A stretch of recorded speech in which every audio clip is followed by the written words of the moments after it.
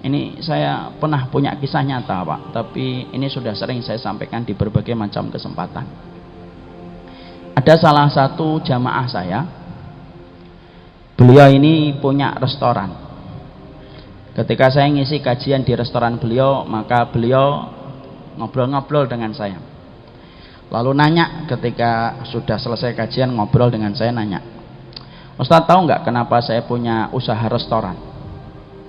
Saya bercanda, ya mana saya tahu Pak, kan Bapak yang lebih tahu. Beliau berkata, saya ini punya usaha restoran karena difitnah dan didolimi Ustadz.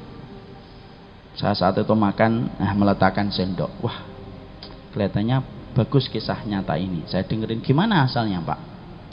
Beliau berkata, saya dulunya ini kerja di satu bank konvensional.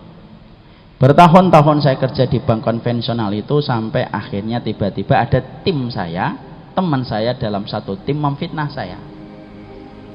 Atasan saya menerima semua input info dari dia tanpa bertabayun dan cross check kepada saya, dan akhirnya saya difitnah dan akhirnya dipecat secara tidak terhormat.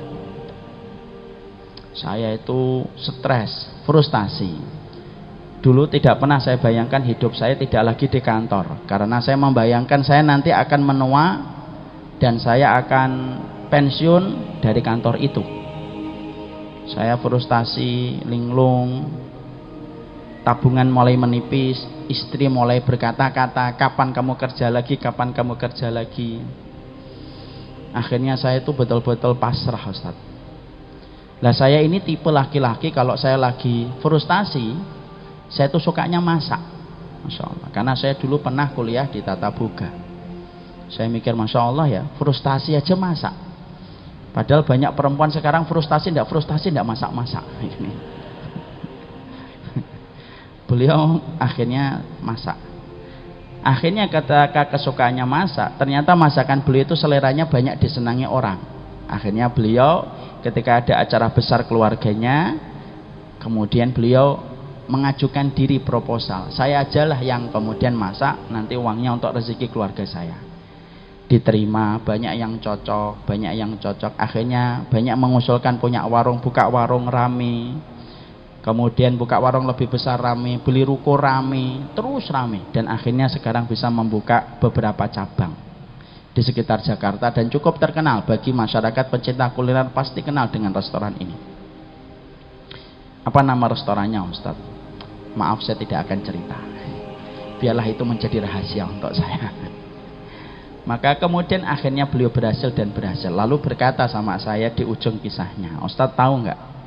Kalau saya tidak difitnah, yang pada saat itu saya merasa terdolimi betul dan tampaknya takdir itu tidak memihak saya, mungkin saya masih kerja di tempat itu.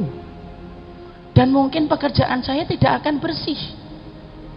Tapi justru karena difitnah, saya akhirnya mendapatkan kebaikan yang saya petik setelah hampir 9 tahun. Saya akhirnya mampu berdikari dan kemudian banyak membuka cabang di mana-mana. Coba kalau saya tidak difitnah Ustaz. Padahal ketika saya difitnah, saya suka berkata, ya Allah, salah saya ini apa? Kok tiba-tiba engkau menetapkan takdir yang sedemikian beratnya untuk saya? Ternyata jawaban dari itu adalah saya diberikan oleh Allah pengganti yang lebih baik. Masya Allah. Makanya antum nih kalau pengen punya usaha restoran kok berhasil, nunggu orang memfitnah antum.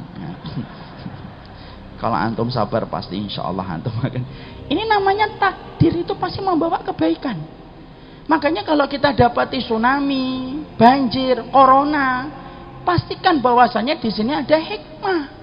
Orang yang mampu membaca hikmah itu apa? Orang yang mampu membaca hikmah itu adalah orang yang bersih hatinya dalam ilmunya. Kalau kita belum mampu membaca hikmah, bukan berarti kita bodoh, enggak. Berarti memang kita terbatas akalnya dan kita tunggu dari Allah. Apa sih pelajaran dari corona ini ya Allah? Pasti Allah akan berikan. Kalau kita belum mendapatkan pelajaran dan hikmahnya, tunggu di ruang tunggu. Jangan buru-buru untuk kemudian menggugat atas apa yang Allah lakukan. Karena Allah yang tahu kapan memberikan pelajaran untuk disampaikan kepada manusia, kapan menahan ilmu untuk manusia, itu Allah yang tahu. Allah itu tahu kapan musim rambutan, Allah itu tahu kapan itu musim durian, Allah itu tahu kapan itu musim mangga, dan Allah tidak pernah ketukar-tukar setiap waktu dan masanya mereka untuk panen. Sama kalau Allah ingin memberikan sebuah hikmah dalam kehidupan manusia, yang paling tahu hikmahnya Allah, dan pasti satu waktu Allah akan berikan dalam kehidupan manusia. Dan itu kita yakin. Kenapa? Allah itu mensifati dirinya dengan kata Al-Alim, dan salah satu konsekuensi dari kata Al-Alim itu apa? Semuanya akan Allah ajarkan untuk manusia.